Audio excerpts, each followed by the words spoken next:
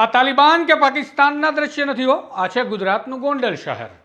પ્રજાવાત્સલ્ય મહારાજા ભગવતસિંહજીની નગરીથી વિખ્યાત ગોંડલ શહેર લાંબા સમયથી ગુંડાઓના કારણે હવે કુખ્યાત બની ગયું છે. ખબર નહીં ગોંડલમાં લુખાઓ અને અસામાજિક તત્વોને પોલીસથી કેમ ડર નથી લાગતો, અથવા તો કોણ છે જે આવા તત્વોને પોલીસના ડરથી બચાવે છે? આ સવાલ કેટલાય નાગરિકોના મનમાં રોજે રોજ ઘૂંટાયા કરે છે, પરંતુ જવાબ કોઈને નથી મળતો. રાજકોટ ગ્રામ્ય પોલીસ માટે આખા જિલ્લામાં જો ક્યાંય સૌથી મોટો પડકાર હોય કાયદો અને વ્યવસ્થાનો, તો એ માત્ર ગોંડલ જ હોય તેવું છાસવારે ગોંડલમાં ઘટતી હિંસક ઘટનાઓ પરથી કહી શકાય છે. વળી એવો પણ સવાલ થાય છે કે આખા જિલ્લામાં ક્રાઇમ કંટ્રોલ કરી લેતી રાજકોટ પોલીસ ગોંડલમાં કેમ ઊણી ઉતરીતી હોય તેવું દેખાય છે. શું ગોંડલમાં કંઈક એવી અદ્રશ્ય તાકાત છે જે અસામાજિક તત્વોને પ્રોત્સાહન આપી પ્રોટેક્શન પૂરું પાડે છે? તો આવો વિગતે વાત કરીએ ગોંડલમાં ઘટેલી વધુ એક હિંસક ઘટનાની. નમસ્કાર, હું છું આપની સાથે તુષાર બસિયા. આપ જોઈ રહ્યા છો સ્વમાન. ગતરોજ 4 માર્ચની રાત્રિના સમયે ગોંડલ શહેરમાં ગૌરવ ભરતભાઈ જોશી પર જીવલેણ હુમલો થયાની ઘટના સામે આવી હતી. આ ઘટનાના સીસીટીવી ફૂટેજ સામે આવ્યા છે. તેમાં તમે જોઈ શકો છો કે આરોપીઓ જાણે પીડિત ગૌરવને જાનથી મારી નાખવા જ ધોકાની સાથે ઉતરી પડ્યા હોય તેમ ગૌરવને ફટકારી રહ્યા છે. આ મામલે ગોંડલ સિટી પોલીસ સ્ટેશનમાં ગુનો દાખલ કરી પોલીસે કાર્યવાહી હાથ ધરી છે. ફરિયાદમાં જણાવવામાં આવ્યું છે અનુસાર ગોંડલના ગૌરવ જોશી નામના ફરિયાદી પાસે બિટ્ટુભા જાડેજા સહિતના શખ્સો આવ્યા હતા અને તેમની સાથે ઝઘડો કરી એવું કહેવા લાગ્યા હતા કે તારા પિતાને કાલથી હું દુકાનમાં નહીં બેસવા દઉં. અને બાદમાં આરોપી બિટ્ટુભા અને તેની સાથે રહેલા શખ્સોએ હિચકારો હુમલો કરી પીડિતના બંને હાથ અને પગ ભાંગી નાખ્યા હતા. હિચકારા હુમલા બાદ આ મામલે પોલીસે શું કહ્યું, પહેલા એ સાંભળો.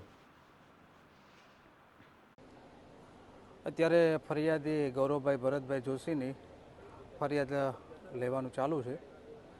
પ્રાથમિક જે માહિતી એમણે આપી છે એ મુજબ બિટ્ટુભાઈ જાડેજા અને તેમની સાથે આવેલા ઇનોવા કારમાં 3 લોકોએ તેમની ઓફિસ પાસે આવીને આડેધડ તેમને ધોકા અને પાઇપથી માર મારી શરીરના પગના નીચેના ભાગે ગંભીર ઇજાઓ પહોંચાડેલી છે અને બંને હાથમાં બી ફ્રેક્ચર થયેલા છે. હાલ ફરિયાદીની ફરિયાદ લઈ અને આગળની તપાસ જારી છે. કયા કારણોસર મારામારી? કારણમાં પ્રાથમિકમાં ફરિયાદી એવું જણાવ્યું છે કે તેમની જૂની દુકાન છે મોટી બજારમાં, એ દુકાન બાબતનો જૂનો વિવાદ છે. જે પાઘડી પણ એમની દુકાન આવેલી છે, એ દુકાનનો ઇસ્યુ છે, એ વિવાદ બાબતે ઝઘડો થયેલો છે. તો તમે સાંભળ્યું તેમ પોલીસના કહેવા મુજબ પાઘડી પટ્ટે રાખેલી દુકાનના વિવાદનો ખાર રાખી આરોપીઓ દ્વારા હુમલો કરવામાં આવ્યો છે. પરંતુ અહીંયા સવાલ એ થાય છે કે બંને હાથ પગ ભાંગી નાખ્યા તેઓ જાહેરમાં હુમલો કરવાની આરોપીઓમાં હિંમત ક્યાંથી આવે છે?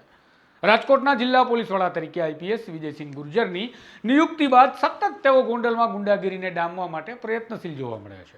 ક્યારેક કાળી ફિલ્મવાળી કારને લઈ તવાઈ બોલાવે છે, તો ક્યારેક નંબર પ્લેટ વગરના ફરતા વાહનો સામે કાર્યવાહી કરવામાં આવે છે. જિલ્લા પોલીસ વડા ગોંડલ બાબતે ત્યાં સુધી સજાગ રહીને કામગીરી કરી રહ્યા છે કે તેઓ ખુદ અવારનવાર ગોંડલની મુલાકાતે પહોંચે છે અને હિસ્ટ્રી શીટર આરોપીઓને કાયદાની મર્યાદા નહીં ચૂકવાનો સંદેશ આપતા જોવા મળે છે. છતાં પણ આવું તો ગોંડલમાં કયું તત્વ છે જે જાહેરમાં ગુંડાગીરી અને હિચકારા હુમલાને અંજામ આપતા આરોપીઓમાં પોલીસનો ડર રહેવા દેતું નથી? શું ગોંડલના ગુંડાઓને સુધારવા માટે રાજ્ય સરકારે અલાયદી સ્પેશિયલ પોલીસની કોઈ નિમણૂક કરવી પડશે? તો જ ગોંડલમાં નાગરિકોને અસામાજિક તત્વોથી મુક્તિ મળશે.